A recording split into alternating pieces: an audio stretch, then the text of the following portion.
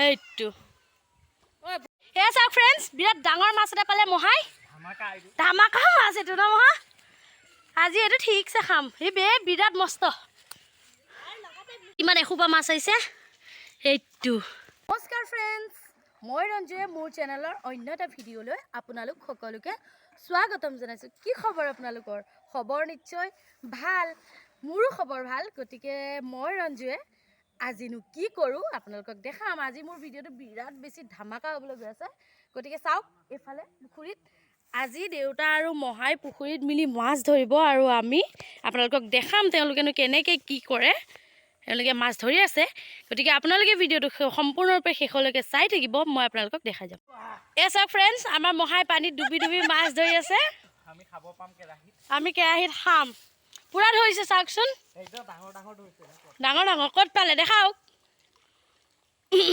সেয়া চাওক পানীত আকৌ ডুব দিলে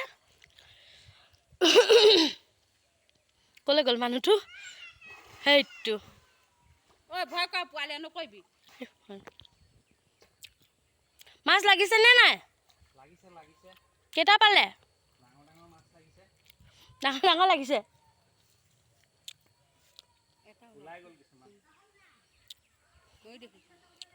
সেইফালেও জাল মাৰি আছে আমাৰ পুখুৰীত চবেই মিলি আজি পুখুৰীত জাল মাৰিছে আজি আমি মাছ খাম ঠিকছে খাম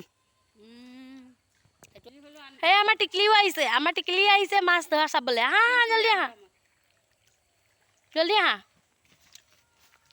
তুমি কি মাছ খাবা দেখা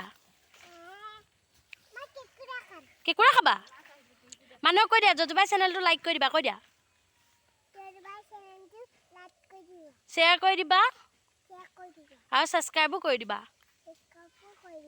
অঁ ফ্লাইং কিছ এটা দি দিয়া এয়া চাওক মাছ আহিছে কি মাছ আহিছে মহা চন্দা ৰূপচন্দা ডাঙৰ মাছ নাহিলে এই বাহু সৰুৱে আছে ন আমি ডাঙৰ মাছহে খাম দেখাই দিয়া এইটো ডাঙৰ মাছ দেখাই দিয়াচোন বোলো ৰাইজসকল চাওক এইটো কিমান ডাঙৰ মাছ এইটো সেই মানুহজনীৰ লগত মাছটো মিলি গৈছে এইটো ডাঙৰ মাছ যাওক এতিয়া আমাৰ ডাঙৰ মাছ কোনে খাব এইটো দেখা তুমি খাবা কোনে খাব এইটো তুমি খাবা এয়া চাওক ফ্ৰেণ্ডছ এতিয়ালৈকে এয়া মাছ কেঁকুৰা এইকেইটা পাইছে আৰু ধৰিয়ে আছে আজি কিমান বা মাছ ধৰে আপোনালোকক মই ভিডিঅ'টো দেখাই থাকিম আপোনালোকে শেষলৈকে চাই থাকিব এয়া চাওক ফ্ৰেণ্ডছ বিৰাট ডাঙৰ মাছ এটা পালে মহাই ধামাকা মাছ এইটো ন মহা আজি এইটো ঠিকছে খাম এই বিৰাট মস্ত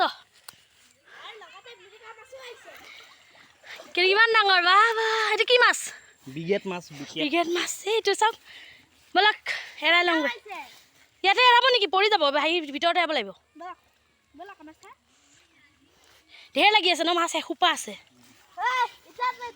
এয়া চাওক কিমান এসোপা মাছ আহিছে সেইটো ফাইনেলি পালোগৈ আমি ডাঙৰ মাছটো আৰু সৰু মাছ এসোপামান আহিছে সৰুখিনি এৰি দিলেই হ'ল আৰু ডাঙৰটো খাম আজি নুচুবা এয়া চাওক ফ্ৰেণ্ডছ কেঁকুৰাও পালে বহুতখিনিয়ে পালে কেঁকুৰা মহাহঁতে মাছ ধৰিছিলে আজি ঢেৰেই কেঁকুৰা পালে আমি আজি মাছ আৰু কেঁকুৰাৰে একদম বিন্দাছ এসাঁজ খাম আপোনালোককো ভিডিঅ'টো দেখাই থাকিম এয়া চাওক মহাই পূৰা মাছ বচাত লাগি গৈছে বিৰাট ডাঙৰ মাছটো 2 কেজিৰো পাৰ হৈ গৈছে গতিকে এতিয়া আমি সেইটো মাছ খাম এয়া চাওক এইখিনি হৈছে সৰু মাছখিনিও ধৰিছে গতিকে আমি কি কৰোঁ আপোনালোকে ভিডিঅ'টো শেষলৈকে চাই থাকিব এয়া চাওক ফ্ৰেণ্ডছ মাছখিনি খুব সুন্দৰকৈ বাছি দিলে তাৰপিছত এতিয়া এইফালে আছে মাছৰ মাথাখিনি এইখিনিও আজি বেলেগকৈ এখন আঞ্জা বনিব আৰু এয়া হৈছে মাছখিনি গোটেইখিনি এনেকৈ ধুনীয়াকৈ সৰু সৰুকৈ কাটি দিলে আৰু এয়া হৈছে আমাৰ কেঁকুৰাখিনি আৰু কেঁকুৰাখিনি আজি কেনেকৈ বনাওঁ আপোনালোকে ভিডিঅ'টো শেষলৈকে চাই এয়া কেঁকুৰাখন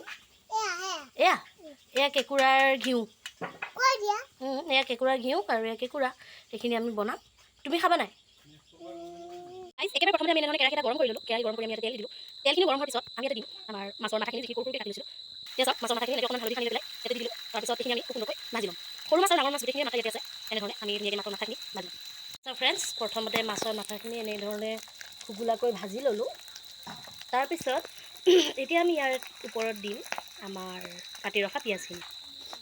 এয়া এতিয়া ইয়াতে আমি দিম এয়া কাটি ৰখা পিঁয়াজখিনি আৰু লগতে দিম কেইটামান শুকান জলকীয়া আৰু এয়া আমাৰ কেঁচা জলকীয়া। তাৰ লগতে আমি দিম এইখিনি নৰসিংহৰ পাত। নৰসিংহৰ পাত দি এইখিনি খুব সুন্দৰকৈ ভাজিব দিম। চাওক ফ্ৰেণ্ডছ, নৰসিংহ পাতখিনিও দি সুন্দৰকৈ ভাজি ল'লোঁ। আমি ইয়াতে প্ৰয়োজন অনুসৰি নিমখ আৰু হালধিখিনি দি লৈছিলোঁ, যিটো ভিডিঅ'ত দেখুওৱা নহ'ল। তো আপোনালোকেও নিজৰ প্ৰয়োজন অনুসৰি নিমখ আৰু হালধি দি ল'ব। আৰু বিশ্বাস কৰক বন্ধুসকল, এইটো খাবলৈ খুবেই টেষ্টি হয়। আৰু নৰসিংহৰ যিটো ফ্লেভাৰ হয় সেইটো গোটেই মাছত লাগি যায় আৰু খাবলৈ খুব সুন্দৰ হয়। আৰু 2 মিনিটমান ভজাৰ পিছত এইখিনি আমাৰ হৈ যাবগৈ। এইখিনি ভাজি লওঁ। চাওক, প্ৰথমতে আমি কেৰাহীটো গৰম কৰি তাত 2টা শুকান জলকীয়া দিলোঁ, দি পেলাই পিঁয়াজ ৰঙচুৱাকৈ ভাজি তাৰপিছত কেঁকুৰাখিনি দি কেঁকুৰাখিনি আমি সুন্দৰকৈ ভাজি আছোঁ। এইখিনি আমি খুব সুন্দৰকৈ ভাজি লওঁ। ফ্ৰেণ্ডছ, কেঁকুৰাখিনি ৰঙচুৱাকৈ ভাজা হৈ গৈছে। এতিয়া ইয়াতে দিম আমি পিচি ৰখা আদা ৰচুনখিনিও দি এইখিনি সুন্দৰকৈ ভাজি ল'ম।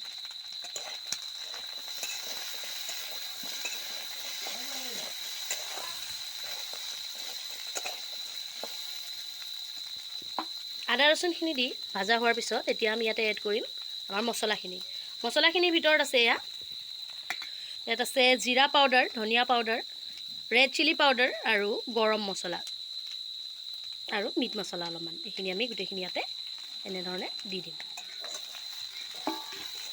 দি পেলাইও এইখিনি খুব সুন্দৰকৈ ভাজি ল'ম। এয়া আমাৰ কেঁকুৰাখিনি মছলাৰ সৈতে সুন্দৰকৈ ভাজা হৈ গ'ল।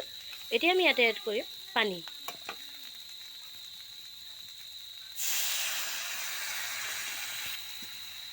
এয়া পানী দি এইখিনি আমি সুন্দৰকৈ উতলিবলৈ দিম। এয়া আমাৰ কেঁকুৰাখিনি প্ৰায় ৰেডি হৈ গ'ল। এতিয়া আমি এইখিনি নমাই পেলাই এতিয়া আমি ইয়াতে ৰান্ধিম আকৌ আমাৰ ডাঙৰ মাছটো, যিটো আমি পুখুৰীত জাল মাৰি ধৰিছিলোঁ। এতিয়া সেইটো ৰান্ধিম।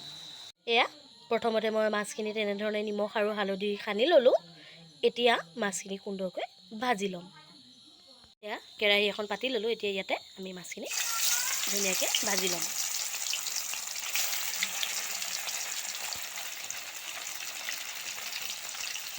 মাছখিনি ভাজি কাঢ়ি ল'লোঁ।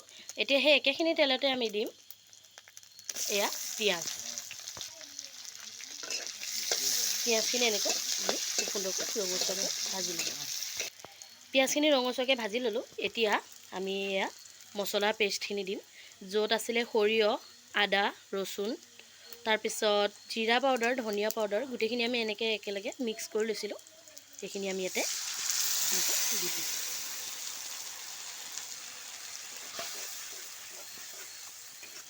দি পেলাই এইখিনি খুব সুন্দৰকৈ ভাজি ল'ম। ইয়াতে এতিয়া এড কৰিম আমি প্ৰয়োজন অনুসৰি হালধি আৰু আমাৰ সোৱাদ অনুসৰি নিমখ। এইখিনি এড কৰি খুব সুন্দৰকৈ ভাজি ল'ম।